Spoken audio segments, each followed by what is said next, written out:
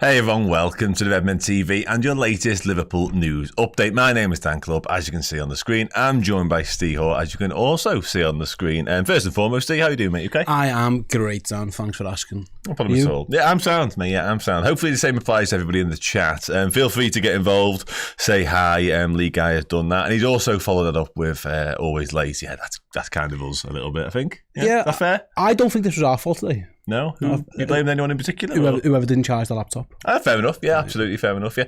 Joe's not here. Yeah, Joe's on holiday for a couple of weeks. I definitely will not be watching. So yeah, let's just go with Joe. Do get involved on the way though for your comments and any questions you may have as well. So you can Ait-Nouri in just a second. John Sommers kicks us off with Alisson won't be leaving. He does think Nouri will be an excellent left back. Depends on the price. And Sam finally, I'm sound, mate. Hope you are as well. Okay then, Rayan Aït-Nouri. This one I had an agenda sort of boxed off a couple of hours ago, and this news story's just really sort of started to surface in the last little hour and a half or whatever. Rayan Aït-Nouri, Wolves left back, of course, reportedly getting closer to leaving Wolves this window. And he goes on to say Liverpool are leading the race and in pole position to sign him. This has come from Abdel Hamed. And I've done a little bit of digging. We've done a little bit of digging on him. We have messaged the people there who brought us that news from the Wolf Pack, obviously a Wolves fan site. And they've said there's a relative amount of credibility and sort of substance to it, because that journalist who's mentioned there was in and around the deal when they actually signed Rayan Aït-Nouri, and he was reporting on that at the time. So from the Wolves' perspective, they feel there is some sort of credence to this.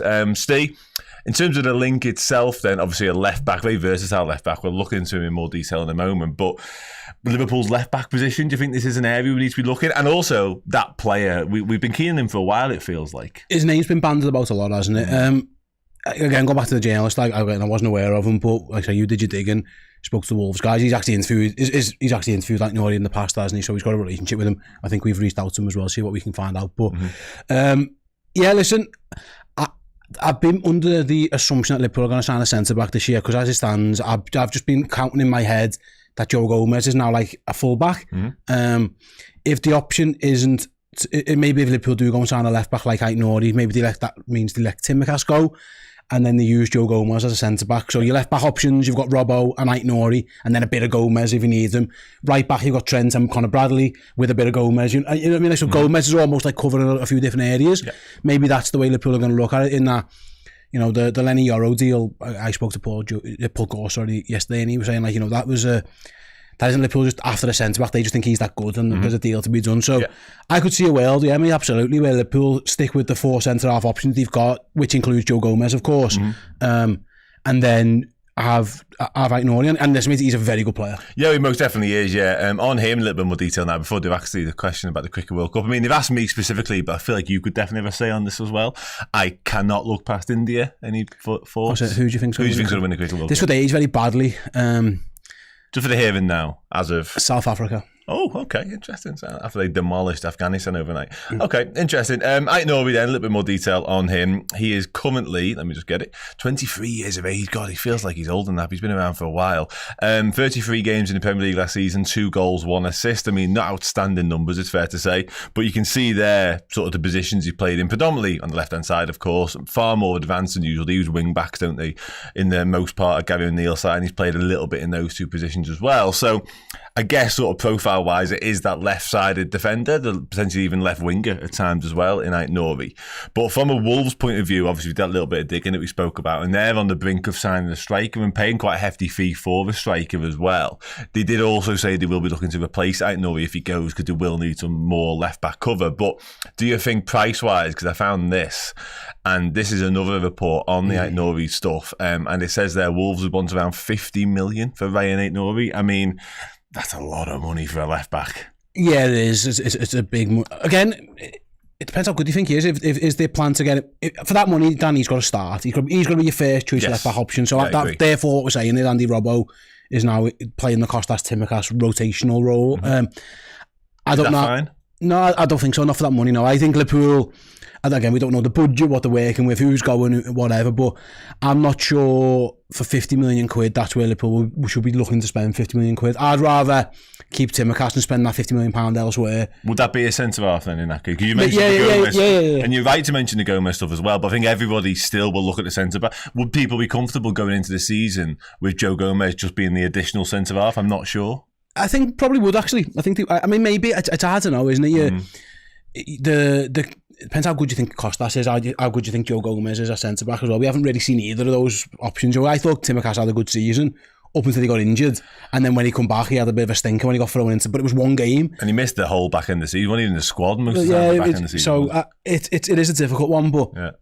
I do like Ait-Nouri. I mean, is there a world perhaps where he plays left wing? And that feels again unlikely given Liverpool's options there. But again, maybe if Luis Diaz goes, I don't know. It is truth. But yeah, it does appear like he's leaving Wolves. Yeah. All the noises are like around. We spoke to the Wolves fans, and they all seem to think that there is definite noise around him. Liverpool leading the races, it would be a surprise to me. Yeah. He's a good player. I just don't know. At this moment in time, again, is £50 million out your budget on a left back the thing that Liverpool would need most? I would argue probably not. No, I'm with you absolutely. Yeah, but I do wonder whether Liverpool just really like the profile of the player. He's really a good player. Yeah, absolutely. Yeah, there's been an actual update actually whilst we've been on air from the Wolfpack, sourcing another quote, another bit of reporting from France, and it says in this as well, looks increasingly closer to departing Wolves this summer. It's thought that a figure around €45 million could be enough to get the deal done. So not too far removed from the 50 million that we were speaking about, but that's more, a big difference though. It's more £40 million. Yeah. You know what I mean? 10 million quid, that's significant amount of money. Absolutely, yeah. I mean, it does raise a question about Tsimikas' future, like you've spoken about there. It does sort of suggest that he could be on the move. I mean, there is possibility that Wolves, if they need a replacement, could look at Costas Tsimikas and sort of throw him into the bargain. We know Michael Edwards has done business with Wolves in the past. Liverpool like looking at Wolves for their targets, obviously Diogo Jota and stuff like that. So, I don't know. I think, as I say, 23 years of age, you've got a good amount of football under his belt already in the Premier League. I do think there's a lot to it, but there's a lot of moving parts with the Gomez, the Tsimikas, your Robertsons, as you mentioned. There's a lot of moving stuff going on. Can I ask you a question? Go on. What do you think you'd get if you saw Costas Tsimikas now? I think you're in around the 20-25 million. So if you said to me, if you said to me £20 million for Tsimikas, and then you spend that plus another £20 million on Ait-Nouri, that's easier for me to swallow. Yeah. Because effectively you're spending 20 million quid out your budget, aren't you? Effectively, because I don't think the actual idea right now is for Costas to go. But obviously if Ait-Nouri come in, then there's no way he stays. Or Robertson leaves, which I'd be surprised about as well. Yeah.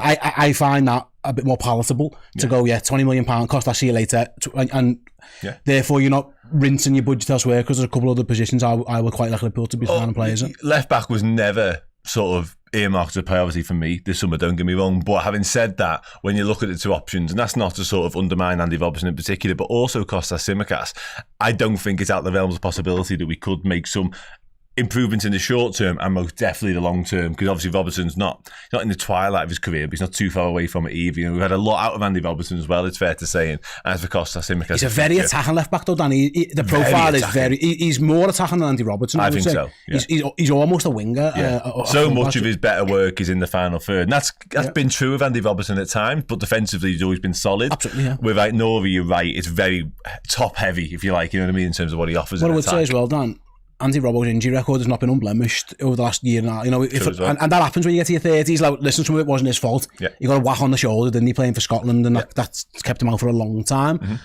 But it is something you need to consider. That, again, succession plans, 30-year-old fella, and also, I keep mentioning this and I apologise for repeating myself on shows, Liverpool have not got the luxury of resting players in the Europa League next season. It's Champions League, there's extra games, there's at least 2, there's a possibility of 4 if you get through that first group stage into that knockout round. So the idea that you can just drop someone in, Liverpool played Curtis Jones at right back at one point, and we've seen bits of Owen Beck, we've seen bits of Luke Chambers, and again, no disrespect to them, but you're right, we're probably not going to be able to do that again this season. You're absolutely spot on. Absolutely. So I do, the more I see the logic about it, but it would have to be Costas going, and I would be shocked if Liverpool signed Ait-Nouri and a centre back in that option. I think then what they're saying is we're going to go with Van Dijk and Ibu and Kwanzaa and Gomez as your 4 first choice centre backs. Maybe one of the young lads steps up, because at that point you'd have 2 left backs, 2 right backs, 4 centre halves. I mean, there's only so much room in a squad. How much more can you possibly fit in? No, I agree with you. And again, Joe Gomez had his most injury-free season last time around, and hopefully that stays the case. I'm just looking at Nathan isn't a fan. He says, "What are you guys smoking, Ait-Nouri?" Yeah, I've just seen that. Yeah, and they've got a question as well about him doing some of the inverted stuff. And given the way he plays and the way he goes about his business, I would definitely say Ait-Nouri could do a little bit of that as well from left back coming in. I mean, if Trent's doing that, you don't need it from the left hand side as well. Don't get me wrong, but I think it's definitely in his wheelhouse to be able to do it. Yeah, I think actually I would be against it because I think you're taking away his best asset. Getting up and down. His straight line speed is exciting. Yeah. But I think he's got the technical ability to do it. He's got a lot of Robertson's qualities in terms of getting forwards. Just isn't as good at this moment in time defensively. So that is something that he would definitely have to work on if this is the case. But that €45 million fee, I can see why it would interest a lot of teams if he is indeed going to leave, which it looks like he might be. Oh yeah, in the past hour or so since we've been doing a little bit more digging into this, I've seen the likes of Chelsea, Man City, all sort of earmarked as it as well, and no surprise whatsoever because he is a very, very exciting player. So we'll move on briefly. Alisson Becker. It felt for a while, Steve, as though the noise around the possible Alisson Becker departure had died down and thankfully gone away, but it's come back with a vengeance this morning. According to a report from Team Talk, Al-Nassr, one of the Saudi Pro League clubs, are not in advanced talks to sign Wojciech Szczesny. Instead, they are ready to go all out to sign Liverpool star Alisson Becker. I mean, this is the last thing we need, I guess. But yeah, Liverpool stands would obviously be a hard no. But we lived in this world a little bit last summer whereby the Saudi money talks. I mean, this is just the last thing we needed. Yeah, I don't see it, to be honest with you. I thought, actually, at the end of last season, there were rumblings around Alisson and maybe he could go and that, Kelleher would stay and become Liverpool's new number one. But no, he's under contract for a long time. I just can't see this one happening. I can't see what money... If someone bid £100 million, you'd turn it down. So what are they going to give you for Alisson that you'd be happy to accept? It'd have to be like world record stupid money because there's just no one better. So I just don't see it, if I'm honest. I think non-starter for you. I also listen, and I might be wrong on this. I do believe sometimes there's a lot of PR that comes out of the Saudi Pro League. It's not good, it's not bad for them to be linked with all these players and just show that we can do it. At some point, they're all going to get their budget allocated to them by the PIF or however it works, and they're going to start spending. I understand that, but I don't think at this point of his career, Alisson's going to Saudi Arabia, if I'm honest. So I'm not too concerned about it. Okay, good. Just on that report, Team Talk later on in the report says Team Talk can reveal that Al-Nassr Chiefs have identified Liverpool keeper Alisson as their number one target for the summer transfer window. Yeah, let's all wait with bated breath and hope that doesn't happen. But you're right, James Pearce said to me a couple of weeks ago that the PIF clubs haven't been allocated their money yet, and the minute that happens, that could change the entire landscape, for good or for bad, basically. Because it's not quite as much as they thought. All of a sudden, this doesn't become a reality. But if they get £500 million each, then... exactly, Let's not consider that for a moment. So we'll move on then. Interesting story, actually, this one. And it's been around for the sort of the past 24 hours. Obviously, we're well versed in Liverpool's interest in Riccardo Calafiori now from Bologna. Feels like he is one of the names on the radar when it comes to defensive reinforcements. It has since emerged that Bologna have got their eye on Sepp van den Berg as a possible replacement for Calafiori. We mentioned the possibility of sort of a swap deal, in inverted commas, a moment ago. It's been muted by the Express and Daily Mail. Actually, there's a possibility Liverpool could do a bit of a, you have this guy, we'll have that guy with that. Can you see a world whereby that could become reality? Yeah, it makes sense for if they, it seems like everyone likes Sepp van den Berg except us. So I don't know what Liverpool's plans are with him. I've always been under the assumption that he's going to stay in Italy, Calafiori, but yeah, there's reports that Bologna don't really want to give him to Juventus. Well, the Motta stuff, they're not a big fan. There's been a bad blood between those two clubs, so I understand that one. Again, mate, it's a hark back. We mentioned Andy Robertson before when we did the Kevin Stewart / Andy Robertson. It wasn't. They were two separate deals, but yeah, it was wiping your face almost, wasn't it? Listen again. If you can get rid of Sepp van den Berg, who I think's going to leave. It looks like he wants to leave. It looks like Liverpool are probably going to let him, and it, it knocks the price down, or it makes it easier for you to do a deal for a good player. Then absolutely, I can absolutely understand that one. I'll be honest, and this might be me. I don't know what the word is, stereotyping. I don't know, but I do have a concern about Italian players in England and in the Premier League. Listen, the track record isn't. There's some really good. There's been some fantastic ones, but I think there's been more misses than hits. You know, I look at Zola and Vialli, just two examples of lads who've really made it. But then Liverpool have had a few. You know, the Senna didn't work out. Aquilani didn't work out. You go through the long list, and it doesn't always quite work out. But again, Calafiori, he's a very good player. I didn't know too much about him actually until we were linked. But obviously, I saw a little bit of him playing for Italy and highlights and stuff and clips, and you and Chloe assure me that he's boss, and I'll take your word for it. Swap deals never happen. No. But if you've got a little bit of an understanding where listen, if you do that to us, if you let us have him, you can get first dibs on him, then that would make a lot of sense. Yeah, it certainly would. Yeah, just on numbers in around these deals, the suggested price tag for Calafiori around the £40 million mark. They actually owe a lot of that money to Basel, the club they signed him from just over a year ago, for about $5 million. I think 40% of that needs to go straight to the Swiss club. They owe a lot of it to Basel. So they need to get top end of whatever they do end up getting for him. And just for the record as well, Liverpool wants around 20 million for Sepp Berg. So there's your numbers around that. And listen, if that sort of lends itself to a deal where one goes one way, the other one comes the other, we'll wait. Let's do some maths. Go on then. What would you have to sign? And then, yeah. So if they owe 40% of that 40, right? Yeah. If Liverpool just paid the 40 up straight away, is it better for them to sell them for 20 and get Sepp Berg? You know what I mean? So they end up net better off. You know what I mean? Yeah. So like they pay him for 20, so they end up giving. I'm not sure how Basel will feel about that, to be honest with you. But yeah, maybe I don't know. I'm seeing all kinds of little workarounds. I haven't even checked the maths if that makes sense. No, I think you're probably right. If you say 20 plus Sepp, all of a sudden they owe 40. They get 40% of that 20 grand. They're not getting 40% of Sepp Berg, are they? They're looking at a leg of Sepp. They're absolutely spot on. Yeah, that could well be the case. And if they are interested, then let's talk Bologna. I think Richard Hughes got good contacts over in Italy as well, so yeah, let's make that happen. Interesting one now. Dani Olmo. Liverpool have been named among the clubs linked. Mundo Deportivo, this comes from over in Spain. Liverpool have won the options for Dani Olmo this summer. He's got a £50 million release clause that expires in mid-July. I mean, when it comes to sort of expiring release clauses, Liverpool have got a bit of a previous track record in this now with the Szoboszlai stuff last summer. Man City have been heavily linked as well. I mean, for $50 million, he feels like a bit of a bargain to me. Yeah, he's a baller, absolute baller, great player, unbelievable player. I think he's fantastic. Again, I'm not sure I'm trusting too much of Mundo Deportivo who's reporting here, but if that is in a world where transfer fees are going mental, £50 million for Dani Olmo is an absolute bargain. He'd get in most teams across Europe, wouldn't he? There are very few teams who I think would turn their nose if they can get the chance to sign Dani Olmo. He's how old is he now? Is he 26? Yeah, so he's later end of where Liverpool like to sign players. That's probably like the border of probably the type of sign that Liverpool would like to make. But I mean, he's brilliant. He can play both sides as well. We've been talking for a while about this this over reliance on Mo Salah as a right sided winger. If it's not Salah, who is it? It's Elliott, is it Doak, is it whatever it's going to be, or Diaz has been over there. Well, Dani Olmo can play right wing. He can play left wing just as good. Actually, I'd say I always think probably better off the right, mate. I don't know. It's tough. He's a top player, so that would be one that I think the fan base would be very, very, very excited about. Let's see, we have too many midfielders, said Palmavir. I'm not sure how Olmo improves. You'd have to class him as a winger. I think so. You wouldn't be classing him as a centre mid. If he signs to Liverpool, I don't know, he can't play as a number 10. Yeah, we've got enough. I think if he's coming to Liverpool, he's playing out wide. Yeah, I agree.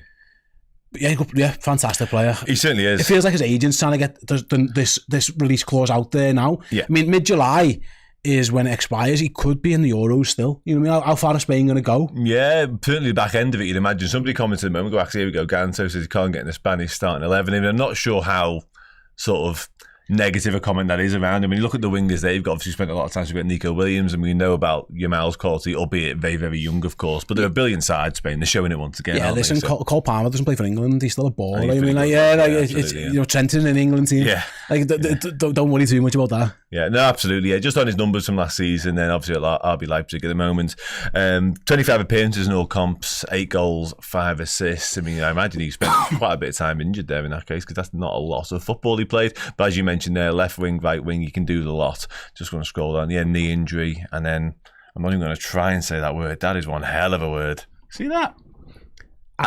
Acromiclavicular Shoulder. joint dislocated. I mean, shoulder would have been easier. I'll be honest. Clavicle, collarbone. Yeah, clavicle's that. Yeah, I'm going this area of his body anyway.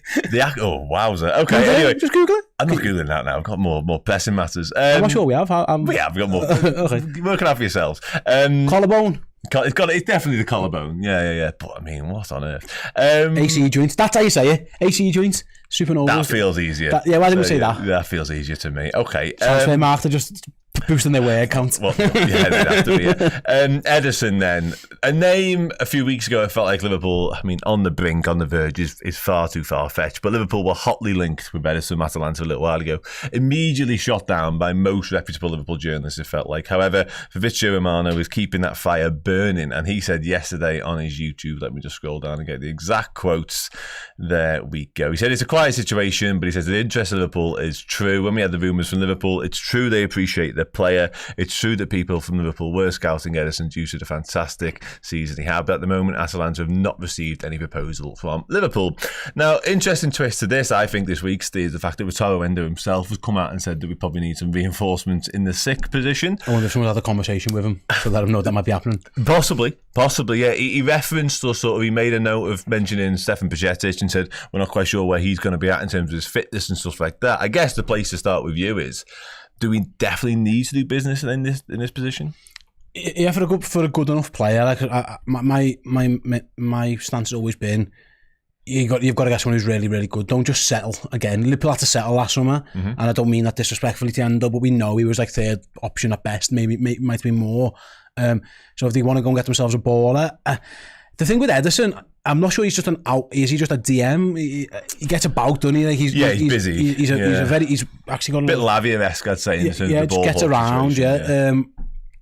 I mean, Liverpool's stance on him, according to most of the journalists we know, is that they're not interested, and then they haven't been interested. So this obviously, that's from Liverpool's end. Now listen, Liverpool might be lying. It's as simple as they might just not be telling the truth, and that they've tried to quieten things down before, haven't they? Yeah, that makes sense. There's been, again, you talk about players and swap deals and stuff. That, Atalanta have been rumoured to be interested in Tyler Morton. They're one of the teams who wouldn't mind a little bit of Tyler Morton as well. So, yeah, that's another option potentially. I think Ederson's good enough to be Liverpool's starting number 6. I think he's better than Endo. I'd put it that way for a starting point. If again, we don't even know if Liverpool are going to play a number 6, but I from the little I've seen of Ederson, and granted I've watched him twice for 90 minutes against those, and then you've seen all the bits and bobs again doing the research when we were first linked with him. I think he has got the ability to do it. Yeah.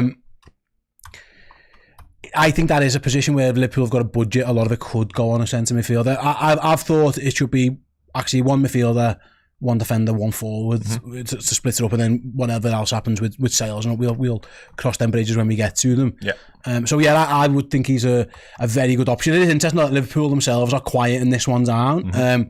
My guess is, I know Fabrizio Romano, I don't know where he's getting this information from. I know he's got a lot of links with a lot of agents, and obviously his Italian roots probably give this a bit more credence. So maybe this is coming from the player side. I don't know where it's coming from, but it's worth mentioning. Liverpool have said for a while they're not interested, but again, Liverpool weren't interested in signing Luis Diaz, and then they signed Luis Diaz. So you can't always just completely rule it out. I'd like him. I think he's a good player. I wouldn't be adverse to Liverpool signing him, and he is. I think he's Premier League starting 11 quality, and an upgrade on what we've got. Yeah, well, that's the thing, isn't it? Last line there, and Supernova, Never Walk Alone mentioned they'd like a Rodri or Ait type. I mean, wouldn't we all? I guess is the starting point for that. But I think you're absolutely spot on. I think somebody offers a little bit more than just being that destructive destroyer DM. I think Ederson is that. I think Ederson is that. I was going to say, yeah, because a lot of his football last year was obviously played predominantly as sort of a more number 8 conventional central midfielder with a little bit as more of an actual out and out DM. So I think Ederson ticks those particular boxes. Well, with Atalanta as well, like. Play fuzzy. Well, and also Arne Slot's going to, from what we the glimpse of and what we heard of him in his interview, his first interview, was that his pressing style, they want the ball back quickly. That is Atalanta's game. Yes. Like that is the quicker than I've ever seen before. They just man-mark. Austria side now is similar. Actually, they just man-mark. It's a bit Bielsa-esque, isn't it? Where we just man-mark your players no matter where they go. Yeah. And you get Liverpool's number 10s didn't get a sniff against Atalanta. And then in the second game it was a bit different. Obviously they had the 3-goal lead to protect. They were very much just shut up shop and see if Liverpool could get through us, and they couldn't. And he was a major part in both of those successful outcomes for Atalanta. So he isn't just sit there. I actually think I could see somewhere, if Arne does go for the 4-2-3-1, he's one of those two. I think that would suit him as well, suit his game. So he's a very good player. Are we in for him? Again, I'm not going to doubt the stories that we are. And I could see it being a position of need. I could see it being the type of fee, the age, the type of club who Liverpool tend to sign players from. Yeah. I've always thought this one made a ton of sense, and I was quite surprised when it was ruled out as early as it was. Yeah, absolutely. He just made his first appearance for Brazil as well of late. He's 24 years old, so yeah, he is ticking a few boxes. He's in the Copa squad, isn't he? But he's not like playing regularly. No, I don't think he will, to be honest with you. But yeah, he's in the round, which speaks to the season that he's had and his development. Few people mentioning Ugarte in the chat as well, because it looks like he could be making a very swift exit from PSG, having only arrived last season. Liverpool have linked, but he is more of the out-and-out destroyer type of thing, Ugarte. I also think that, and Paul made this point to me yesterday again, Paul Ghost on Journal, he's been available for years. And Liverpool never went and did it. If they wanted, they could have had him any time. I agree. And he was for sale last year for a very similar price. And Liverpool didn't even, the links they ruled out, he said Liverpool actually went to his club and said, listen, we don't want him. These links are not always coming. I think Liverpool, he said, apologised, it was a Sporting, and said these aren't coming from us. Because Liverpool were accused of trying to unsettle him. Yeah. So if they didn't want him then, what's changed now? It's mad how they'd accuse Liverpool of that, because it feels like whenever we're linked with anybody who's based in the Premier League in Portugal, the Portuguese reporting is like nothing I've ever seen. Like Spain's similar, but when the Portuguese newspaper gets hold of a story, it absolutely flies. The Amorim stuff as well. Very agent driven. It is, yeah, but the Amorim stuff went nuclear, didn't it, within like the space of a couple of days, and obviously ended up not being him.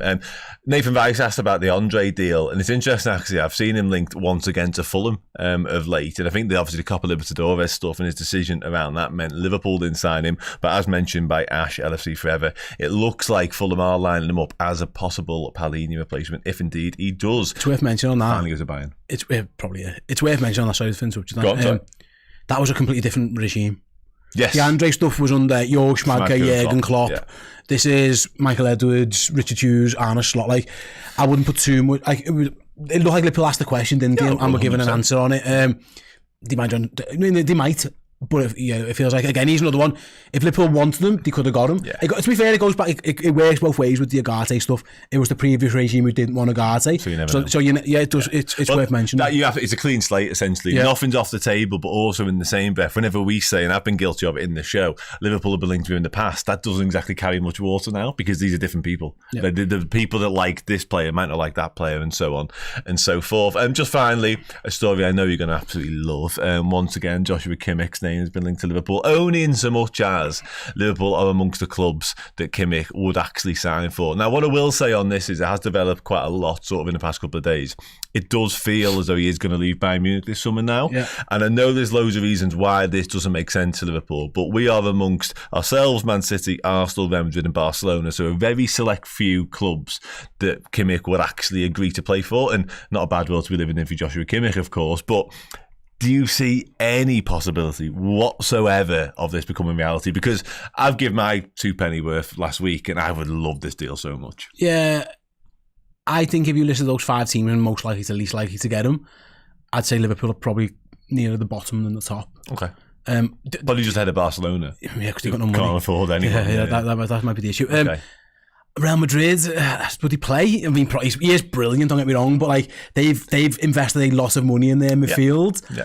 Bellingham, Camavinga, Tchouaméni. Yeah, so maybe. I mean, they might need someone. Obviously, they've lost Kroos. They're about to lose Modric probably 1 more year, but I don't think Kimmich is a long-term replacement there. Well, look, you say that. I mean, Modric played for 10 years, so Kimmich might be doing that. Of course, I would love Liverpool to have Joshua Kimmich. There aren't many teams in the world who wouldn't be better with him in it. It'd be terrifying if City got him, and that's my worry. He just pops into their centre midfield. He'd be so good in Pep Guardiola. I mean, he was. We know how good he can be. Fighting that. Yeah, he's a top player. Listen, again, it goes back to the regime stuff. It doesn't feel like a Michael Edwards type of move to sign an ageing player on a massive wage. They did that kind of stuff with Thiago, and it kind of bit him in the arse a little bit. Now Kimmich's injury record is better than Thiago's. He's more robust than Thiago anyway, I think. Yeah, it's just a different type of play, but also like he hasn't had Thiago's injury record at Bayern was patchy at best, so Kimmich isn't really that. Again, offers a positional versatility as well, of course. I would love it, but where do you think he's going to go? It looks like he is going to leave Bayern. I'm terrified he goes to City. Well, I'm looking at the list you have in front of me now. I think City might be his destination. Do a little bit of a Gundogan style thing. Yeah, and I despise that. Yeah, it'd be great. He would be brilliant, man. Absolutely brilliant. I mean, they're brilliant anyway, aren't they? But add Joshua Kimmich into that mix, it's frightening. Arsenal if Partey leaves, which has been mooted. It doesn't feel like a bit of an Arsenal deal to me. I don't know why, but... Well, they're in a similar boat to Liverpool, aren't they? They're going down the young player route. Exactly, yeah. But if Mikel Arteta thinks we've missed out by that much twice, can we get that extra little bit of quality? That's experience. It's kind of what Liverpool Santiago for, wasn't it? Liverpool had won, of course, yeah, but to go again. A seasoned winner who just used to his trophy-laden career, have to get you over the line time and time again. Somebody like a Kimmich might be the guy that tips Arsenal. You tried that with Jorginho a little bit, didn't they? But it never quite worked. Even with Zinchenko and obviously Gabriel Jesus, they tried to get those winners and the people that were used to getting silverware. But Joshua Kimmich is used to getting silverware and then some, isn't he? Like, he's great. He's great. He's an unbelievable footballer. Actually, I'd have no worries about him settling into the Premier League. He looks like he could easily be a Premier League footballer. Yeah. He's got the tenacity, the little bit of bite, the quality, and also like the speed of play wouldn't be a problem for him because that's probably one of his biggest assets. The tempo which he plays. Yeah, I mean, it looks like again, Florian Plettenberg is very plugged in when it comes to Bayern Munich and German news. Is this Kimmich trying to get a new contract? Or trying to get a bit more of a pay rise. I don't know. All the noise around it now feels like, as mentioned in this tweet, the separation is getting closer because, I don't know, maybe we mentioned the other day, sort of a fresh challenge, a new league, a new country. He's obviously got Instant Company as a manager and how much he's looking at that situation and going, It's also sure about you. It's also worth mentioning. So the story is, isn't it? Bayern don't want to extend his contract beyond 2025. Yeah. If you're Joshua Kimmich now, this is your last chance to get paid. Because in 2 more seasons or whatever, then your value's less. So from his point of view, I wouldn't be shocked if this is him just trying to get Bayern to go 2026, 2027. You know what I mean? On a similar deal. Possibly, yeah, possibly. But it's interesting. I mean, it's nice company to be in, isn't it? That you're linked with those clubs. The fact that absolutely. Like, there's no PSG in there, is there, or nothing like that. Like they're nice to be included in such a esteemed company with the likes of City, Madrid, and Barca and Arsenal to an extent. Although on a different, I mean, they haven't won anything, but a team of a lot of winning trophies, a lot of trophies between those 4 teams there. Yeah, there certainly is. Yeah, sound okay. News done for another day. Plenty more to come over the coming days, weeks, and probably months. As mentioned, the Saudi Pro League stuff's going to ramp up to a new level. I'm absolutely certain of it, and that probably has implications far-reaching as Liverpool. So yeah, take care. Thanks for getting involved as always. I'll see you soon.